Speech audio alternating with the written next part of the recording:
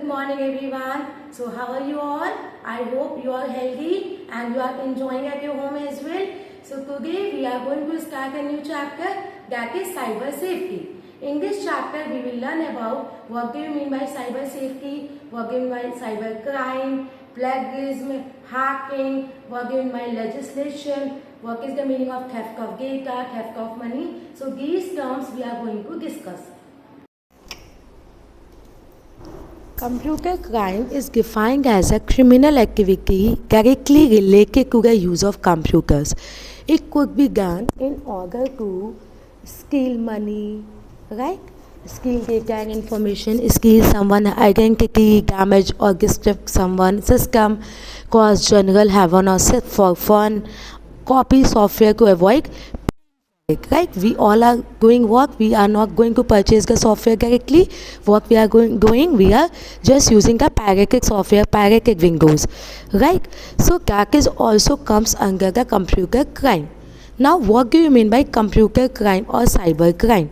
It can be broadly defined as a criminal activity involving an information technology infrastructure, including illegal access.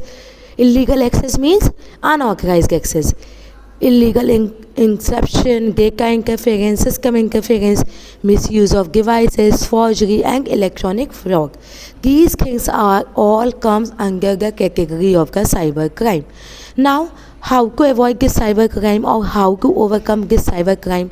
With the help of the cyber security. It provides and reduces the risk of the cyber attacks.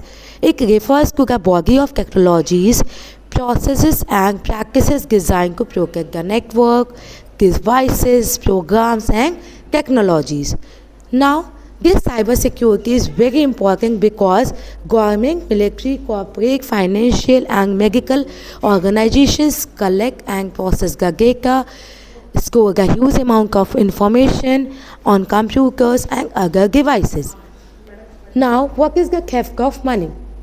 The theft of money is basically you all are going to online shopping. You are using your debit card and credit card for doing transaction. Therefore, thieves have been very active in obtaining the stolen credit cards, detail to purchase goods and services over the internet. This type of crimes runs to millions of rupees per year, right?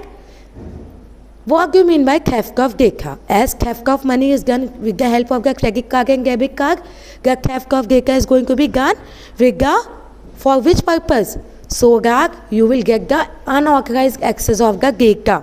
And data and information is very valuable and very useful for the businesses. The cost of creating the data again from the scratch can increase the cost of any hardware or programs. So data can be stolen by the physical theft or through the unauthorized access to the system. Sorry. Next is fraud. What do you mean by fraud? So fraud is basically if someone is trying to trick someone in order to gain an advantage. One of the most common type of the frauds are posing as someone from an official organization such as bank or electricity board, order to get your handover your account detail. It means you are going to be just presenting yourself as someone else and just you are trying to get the details of someone's. Phishing means sending an emails to get your personal account details. Stealing of your identity in order as your pose, stealing of your money, someone's criminal activity. So these all things comes under the fraud. Next topic is legislation. What do you mean by legislation? The IT Act 2000 attempt to change the outdated laws and provide a way to deal with the cyber crime. We need such type of laws so that the people can perform transaction over the internet through the credit card without fear of misuse. So this act is really required. These legal framework provide the necessary guidelines and provision to address the cyber crime and protect the digital assets. That is not a physical assets, that is digital assets. It means that is available online and individuals right in cyberspace. So basically it's a just government provided one act in the Indian Penal Code, and this Information Technology Act is known as a IT Act 2000, right? Next topic is reporting cybercrime. Reporting cybercrime, as you know, one can reach out the National Cybercrime Reporting Portal with the help of the number 1930. If you will dial this number, you will be able to reach this National Cybercrime Reporting Portal, and you can register any complaint about cybercrime, including frauds as well. You can also contact the nearest police station to file your complaint or to register your complaint online also it is possible. Basically why it is important, so that another person be safe and another person will going to be very secure. Computing ethics refers to the basic ethics and etiquettes that must be followed while using a computer system. Means the principles, the rules which you have to be followed when you are using a computer system. In general, you can say it refers to propagating a good behavior. Similarly, by cyber ethics, we refers propagating good behavior online that is not harsh or rude. So when you are communicating someone, you have to be very careful, you have to be very polite, you have to be responsible when you are using the internet. There are some major points which you need to be consider, that are the respect the privacy of others on the internet and never access their information without their permission. Never use others' information, especially which is protected by copyright. Posting wrong or unethical information on the internet can harm many people. Always use original software, never download the pirated software. Last but not the least, be respectful while communicating with others on the internet, right? Next is unethical practices. Unethical practices, basically some of the practices are referred on the internet as unethical practices. In that, first is plagiarism. Plagiarism is deals with the stealing of ideas and thoughts of other people on the internet and protecting them as owns work without the permission of the original author. This is considered as a cybercrime and it is a punishable act. So basically, how we can prevent ourselves to not do the plagiarism, right? Plagiarism, when it will be possible, when we are completing our work and we are just copying the data without mentioning, without acknowledge the website, without taking the written consent from the author where you are copying the data, or write the content in your language so that it will not going to be considered as a copy data. Never use a published text without the acknowledgement reference, and we can also put such content in the course by avoiding the plagiarism. So these points you have to be must consider when you are copying the data, when you are stealing someone's ideas or thoughts. What you can do, you can write that content in your language, or you can mention the written acknowledgement. You can take the written acknowledgement from the author. You can mention that website from where you are copying the data. Next is cyberbullying or cyber stalking. That is also comes under the unethical practices. So basically, what do you mean by cyberbullying? If you are bullying someone by using the digital technology, it can also take place on the social media. Suppose that you are sending some wrong messages, you are just getting wrong messages, you are messaging platform, gaming platform, mobile phones. It is a repeated behavior which aimed at scaring, angering, shaming those who are targeted, right? So in that situation, it is can cause unrecoverable damage to the victim. It can be prevented by keeping in the mind by following points. What are those points? That we have to be set social account to be private. Our account must be private. We have to be educate our child that password must be used safely. That password will not going to be shared with anyone. Ensure that they don't share the identity with anyone in online. Suppose that you are using a social media, you are sharing your personal information, that is also comes under the cyberbullying. If you are going to, if someone going to be harass you, if someone going to be give you check-in, if someone check-in you, can that also be considered as a cyberbullying. Check their social account on a monthly basis. Your parents must be check your accounts on a monthly basis, and if any problem will occur, you or your parents must be report cyber bullies so that you will be secure. And think twice before posting any messages on the internet. We are just sharing the information. We are sharing the information without taking a single thought that whether it will going to be useful or whether it will going to be harmful. Next is cyber stalking. Cyber stalking is basically, it is an act of harassing an individual on the internet. Stalkers collect your personal information, your personal pictures such as your name, contact details, social networking profile details, daily routine address, date of birth of a targeted victim. If the stalker is known to the victim, then this information is easily gathered. But if the stalker is a stranger to the victim, then he or she collect the information from the internet sources, and the stalker may post this information on the illegal websites. Suppose that some illegal websites are there, the stalker is going to do what? The stalker will going to be just collect all your pictures, your private pictures, and then after that picture will going to be shared in the public websites or the illegal websites. So basically the stalker may use the multiple names when contacting the victim, or there are cases in which the stalker subscribe the unwanted sites to the victim's email account, because of which the victim starts receiving the unsocialized mails. So you have to be very careful whatever you are posting on the internet, whatever you are sharing with your friends. If anyone is stalking you, just inform your parents, right? Inform your friends and just take a strict action against that. The cyber stalking is not limited to individual only.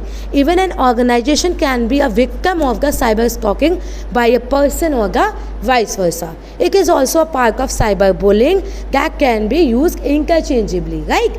Next is hacking. Hacking is what? Hacking means gathering the access or gaining the access on a remote computers to control its resources, information without any unauthorization from the owner, right? Suppose that you are not the correct person for the information, but still you are trying to access that information, so you are considered as an unauthorized owner or unauthorized accessor of your information, right? So the intention behind the accessing the system is to steal the important information or to corrupt the data stored in it. Important information, it can be the bank detail, it can be the password, it can be the identity, it can be the account detail, so it can be anything. How to prevent from this hacking? Never use pirated software downloaded from the internet. You have to be always purchase the software. Always keep the latest up-to-date antivirus software in your system, right? And change your password frequently. What we are doing, we are not going to be change the password and the password will going to be same 1 month, 2 months, 3 months. We are not going to be changing. We are not worried for that also. So you should change your password frequently. Never open unknown email messages. You are getting the email messages, and in that email, suppose that it will mention there that you will get the coupon of 1,000 rupees, right? So what you are doing, just you are opening that email and you are clicking on that site. What it will do, it will going to be collect your personal information with that click, right? Your information is going to be shared. Avoid using open Wi-Fi, right? Railway station Wi-Fi's, you don't need to open, you don't need to use that, right? Never use the real answers in the security questions. Make up memorable answers that will only make you sense, right? Next is the phishing. Phishing is what? It is a fraudulent act of collecting secret information of user like his bank account details, credit card details, net banking password using the authentic looking email such as email appear to be genuine sent by the bank. What they are doing, the fraudulent is doing what? Fraudsters are doing what? They are sending you the mails and the email will appear as it is a actual mail, and you are going to be click there, your bank card details, your credit card details will going to be shared there, and then what will happen? The amount is going to be deducted from your account and you don't know that who has done this. So phishing messages manipulate a user causing them to perform an action like installing a malicious file. What they are sending you through the mail? They are sending you the link. Whenever you are clicking that link, or one file or cookies will going to be installed in your system, and that cookie will going to be do what? It will going to be store the information from your system. We are doing what? We are generally saving our account detail on our system. We are just saving the card detail in our system. Yes or no? Right? So what it will do? They will just store your information. So you have to be very careful. Phishing can be prevented like from the never open or respond to an unknown email received in your mailbox. Whatever email you received in your mailbox, just if it is authorized user email, then only you have to click there. Never access the bank website from the link provided in the email. Always open the bank website. Never open your bank account details, or if you want to do any withdrawal, never open through the email. Always open the email of always open the website of the bank, and then after that just open your online, enter your online credentials there, and then after that get the access of your account. After that, next one is spamming. Spamming is what? It refers to unwanted email sent in bank to the multiple users for promoting the products or service. Right? Suppose that you are getting the emails from the Flipkart as well, from the Amazon as well, for promoting their businesses, from promoting their product, and that are the unwanted emails that are sending in a bulk. Spamming. As have you ever seen in your Gmail as well, there is a spam folder. Spam is a folder which collect the email from these sites, right? This type of email are sent forcefully to the people who otherwise do not want to receive them. You don't want to receive that emails, but still you are receiving that emails. Most of these emails are harmful, but they exhaust their storage space and make it difficult to identify important email which we receive. What we are doing? We are sending the emails to our colleagues as well, but sometimes it may be possible that the email will not going to be sent to the inbox. It will going to be sent to the spam mail, because it will going to be considered as a spam. It might be possible that in email whatever you are mentioning there, it will contain any spam keyword there, right? How to avoid this spamming? To avoid this spamming, you can install spam filter or blocking software. You can reject all the instant messages from the person who are basically not in your contact list. Keep the software and security patches up to date. Do not click on the URL within instant messengers unlike it received from the known source. Always just prefer only known links, known contact details. If you don't know that person who is sending that URL, don't click on that link, right? Next topic is individual right to privacy. Privacy is one of the most important factor for the individuals, so that they can keep their personal information secret from other ones and reveal only the selective one. Accessing such information without the consent of the owner is unethical and illegal. Suppose that you are telling about your friend to the third person and you are not taking any consent from that person, so you are not going to be the authorized person, and it's considered as an illegal activity and it is an unethical practice. So how to protect from this privacy? Never share your account details like login ID or password with others, right? Avoid keeping the confidential information in your systems. Delete it if it is there. If it is no more required, just delete that file which contains your secrets. Cookies store your system by others' websites such as leakage of the information, right? So delete them on a regular basis as well. Software piracy. Software piracy, I hope you must be known this word. What do you mean by piracy? Piracy is basically described as an act of illegally using or copying or distributing software without the ownership or legal right. We are not going to be the software which are open source, that you can download it easily, that you can install it in system easily, right?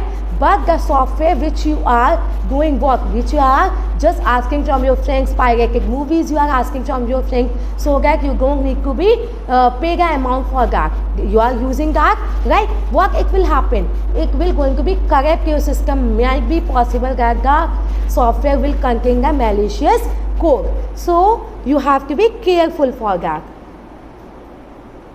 What are the types of software piracy? That is the end user piracy. End user piracy means all the software are licensed. When someone copies the software without the appropriate license for each copy, it is called the end user piracy. Means every end user is going to be created the pirated software. Next is internet piracy. Unauthorized copies download over the internet falls under the internet piracy, right? Next is pre-installed software piracy. Pre-installed software piracy comes when a software manufacturer take one copy of a particular software and illegally install it more than one computer. You are the manufacturer of the software, you are not going to be, basically what you are going to be distribute these softwares, and then it performs the pre-installed software piracy. Next one is counterfeiting. People use duplicate copies of the series of original software and sell them at a low price. This is called the counterfeiting. Next is online auction piracy. This is the selling of the software that is never authorized for resale by the third party. First point is no warranty of this protection and can contain the virus. So there are some limitation of the pirated software also, right? Thank you so much everyone. So I hope you must be understood these topics. So revise it at your home.